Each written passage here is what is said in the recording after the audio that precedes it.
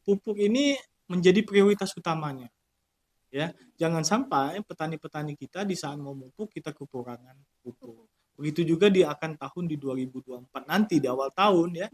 Rata-rata kita mencatat Desember dan Januari ini kita ada rencana tanam sebesar 50.000 hektar.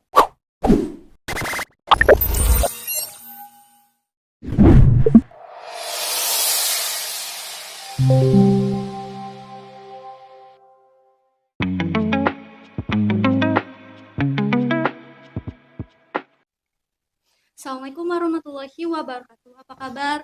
Kembali lagi bersama saya Monesi di program Gosip Agripod. Pada episode kali ini, kita akan membahas tentang kemandirian pangan mencapai 1 juta ton gabah kering panen.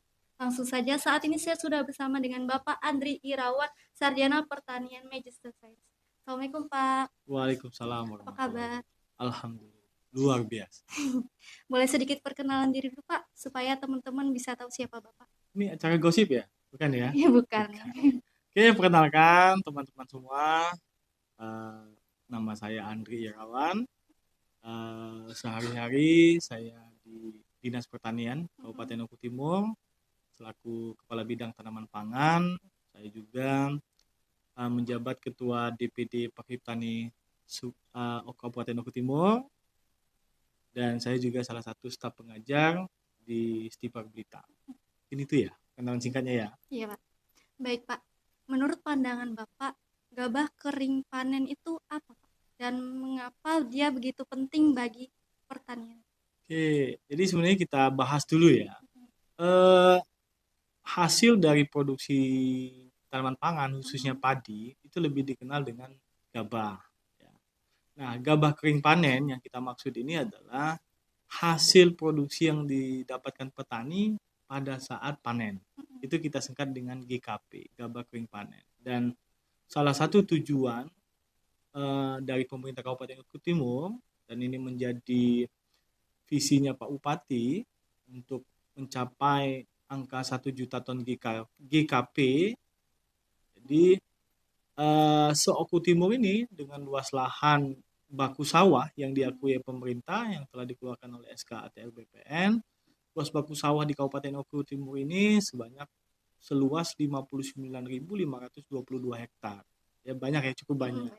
Nah, untuk mencapai 1 juta itu artinya kita harus menghitung per hektar itu berapa yang dihasilkan lahan petani itu dalam 1 hektarnya. Jadi dikonversi dalam bentuk GKP. Jadi yang menghitung ini adalah rekan-rekan dari kawan-kawan BPS, ya, petani yang melaksanakan budidaya. Untuk mendapatkan hasil itu ada teknik khusus untuk mendapatkan hasil itu, ya. Jadi kalau rata-rata di kabupaten kita ini tercatat tahun 2022 kita produktivitasnya itu mencapai 6,4, tapi GKG, gabah kering giling. Adakah tantangan utama yang dihadapi para petani dalam menghasilkan gabah kering panen sebanyak 1 ton, Pak? Ya, jadi bicara tantangan itu kan artinya bicara produksi, ya. Bagaimana kita meningkatkan produksi? Kalau secara teori kita kan ada dua, ya, secara intensifikasi dan ekstensifikasi. Nah, dari segi budidaya, ya, yang paling utama untuk mencapai angka 1 juta ton GKP, pertama itu kita harus menggunakan varietas unggul. Artinya varietas unggul itu adalah varietas yang secara resminya itu sudah berlabel, ya, artinya dinyatakan ini layak untuk tumbuh. Pertama itu. Terus yang kedua, sistem pemupukan, ya. Petani kita juga harus dapat asupan tanaman padi itu harus dapat asupan gizi kalau bahasa kita, ya, sehingga produksinya meningkat. Yang berikutnya, kita harus terus melakukan pengamatan harian. Ini yang dilakukan oleh kawan-kawan petani, ya, dan kawan-kawan penyuluh serta petugas-petugas OPT yang ada di kabupaten kita. Jadi peran kawan-kawan pendamping, penyuluh, POPT itu sangat penting. Jadi petani itu berbudidaya itu merasa ada yang mendampingi gitu. Dia tidak berjuang sendiri di lahan itu, tapi ada kawan-kawan penyuluh yang membantu petani untuk melaksanakan budidayanya. Ya. Yang paling penting itu pengamatan harian. Terkadang petani-petani kita ini lupa akan pengamatan harian, ya. Kalau kita melakukan pengamatan harian di lahan tanaman pangan itu, kondisi serangan itu bisa diminimalisir. Serangan hama, penyakit, dan segala macam. Jadi perlunya pengamatan harian yang didampingi oleh kawan-kawan penyuluh. Jadi peran penyuluh juga sangat penting dalam menunjang 1 juta ini, selain pupuk dan segala macam. Pupuk itu juga harus ada kebijakan pemerintah. Alhamdulillah tahun kemarin, tahun 2022 masa pemerintahan Pak Enot, bupati kita, pupuk ini menjadi prioritas utamanya. Ya, jangan sampai petani-petani kita di saat mau pupuk kita kekurangan pupuk. Begitu juga akan tahun di 2024 nanti di awal tahun, ya. Rata-rata kita mencatat Desember dan Januari ini kita ada rencana tanam sebesar 50.000 hektar di Kabupaten Oku Timur. Nah, 50.000 hektar itu harus disupport apa? Harus disupport pupuknya. Nah, kawan-kawan Dinas Pertanian lewat penyuluhan pertanian sekarang mendata sudah berapa banyak pupuk yang tersedia dan akan dipakai oleh kawan-kawan petani. Poin pentingnya di sana, ketika kita kurang pupuk, pupuk ini menjadi sesuatu yang bahaya. Kalau petani udah bicara Pak kurang pupuk segala macam, itu menjadi perhatian khusus Pak Bupati kita, karena ini target dia harus memenuhi dari awal dulu. Kalau awalnya sudah tersedia, di akhir alhamdulillah mungkin untuk 1 juta ton itu kita akan tercapai. Ada beberapa rencana secara teknis untuk mencapai angka 1 juta ton itu, ya. Pertama, kita harus punya luas tanam yang pasti, ya. Luas tanam kita itu kita rencanakan luas tanam di Kabupaten Oku Timur ini itu adalah 138.000 hektar, ya. Dari lahan yang ada 59.000, artinya kita butuh indeks pertanaman. Indeks pertanaman itu berapa kali lahan itu melaksanakan tanaman, gitu ya. Kita butuh indeks pertanaman di angka 2,2. 2,2 itu artinya secara rata-rata Kabupaten Oku Timur ini harusnya seluruh di lahan di Kabupaten Oku Timur ini sudah tanam 2 kali. Ya, tapi sebagian besar kan kita sudah ada tanam 3 kali.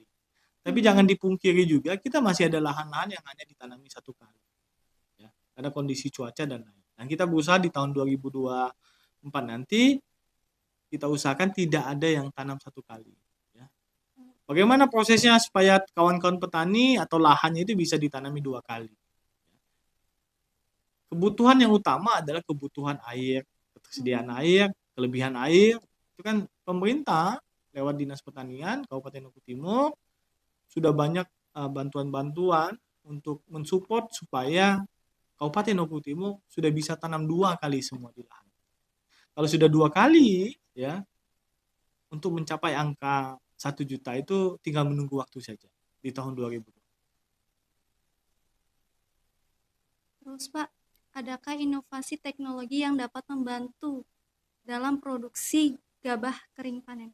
Oke, inovasi itu sebenarnya salah satu inovasi yang dilaksanakan oleh kawan-kawan petani khususnya. Ini petani di Kabupaten Oku Timur ini penuh inovasi, ya. Mereka bisa menciptakan pupuknya sendiri, ya. Pupuk organik. Kita juga Dinas Pertanian juga sudah pernah mencatatkan rekor. Itu salah satu inovasi, ya. Pada saat PEDA itu kita mencatatkan di Museum Rekor, kita ada pembuatan arang sekam, ya. Itu juga salah satu inovasi. Arang sekam itu fungsinya untuk apa? Untuk mensuburkan, mengembalikan kesuburan unsur hara, ya. Terus Pak Bupati juga sudah meluncing pupuk organik cair, ya, yang bernama Bioenos, yang akan dibagikan secara gratis kepada petani yang mau melaksanakan budidayanya.